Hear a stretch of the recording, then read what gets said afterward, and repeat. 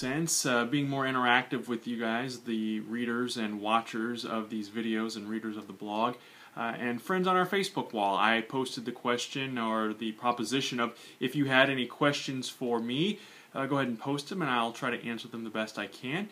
And we got several, so I'm going to just dive right in here and start with Kareem Cooper, also known as the main attraction Casey Jackson in All-American Pro Wrestling. He asks, what's the one match that you wish you could have seen, no matter if the people are alive or dead? Cross promotions count too. Name the match that has never happened that you would have liked to have seen. Probably, I thought about this actually a lot today, and I hate to come up with this answer, but if you look at the mega stars from the 80s and 90s, this match had to happen, or should have happened, if you will. Hulk Hogan against Stone Cold Steve Austin, and I would do, the 1984, 1985, 1986 era Hogan versus the 98, 99 Rattlesnake Stone Cold Steve Austin. Of course today both men are broken down in shells of their former selves, but putting them against each other in their primes, and I think that's kind of where Casey was going with this question. That would be number one on my list. And, I am a former Hulkamaniac, recovering Hulkamaniac, if you will. So I think that back at that point in their careers, that would have been a classic confrontation. Also would have liked to have seen the Macho Man Randy Savage versus The Rock. I think that those two had such an energy, such a charisma.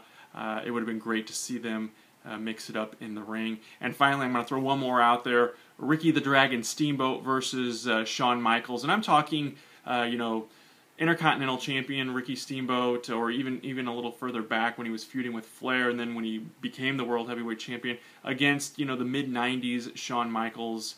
I think that would have been a classic confrontation as well. Thank you for that question, Casey.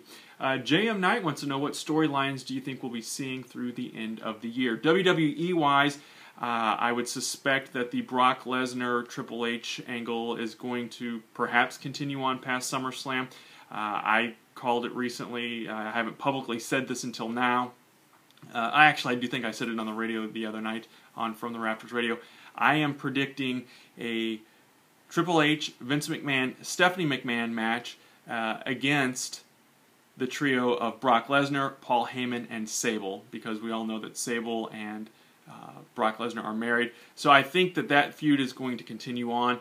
Obviously, the CM Punk thing with John Cena and The Rock is going to develop and take us through the end of the year. It's going to have to, because The Rock is going to be involved in the WWE title picture at the Royal Rumble. I'm not sure where AJ is going to take us as the Raw GM, so kind of have to wait and see storyline-wise what's going to happen with that angle.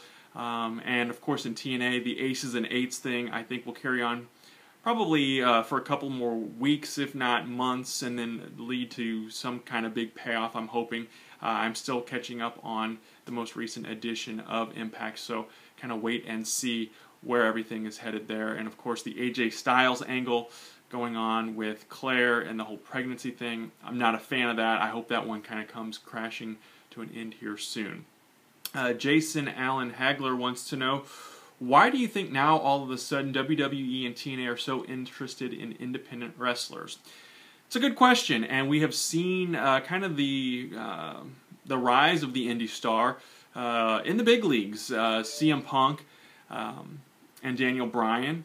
CM Punk was a big indie star working with ROH and others early on in his career, and he is now obviously, of course, gone on to bigger and better things and has become the WWE champion several times and has been the world champion. Daniel Bryan has been the WWE champion and is kind of involved in, or was involved in, a pretty big storyline in the last couple of months. And over in TNA, Austin Aries is now the TNA champion. So, and TNA seems to be doing it a little bit more so, I think, with the indie stars, kind of bringing them in and letting them highlight and show off. And this is good news for the business.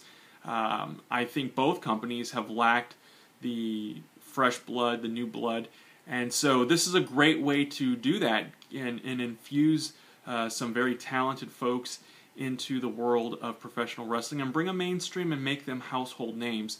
And this is good news for the guys that are kind of on the cusp, and the gals who are looking to advance, because obviously spots on the bigger indie circuit are opening up.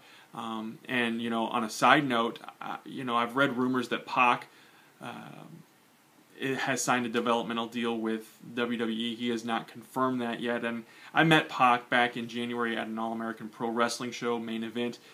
He and El Generico put on a heck of a contest. And if he did sign with WWE, I have nothing but respect for him, no matter what ends up happening with him. He is one of those guys, just a nice, down-to-earth guy. I wish him nothing but the best, and I do hope that he makes it big time if he wants to. You know, it's kind of, the ball is in his court, I think. He's got the talent, he's got the goods, and he will definitely go far.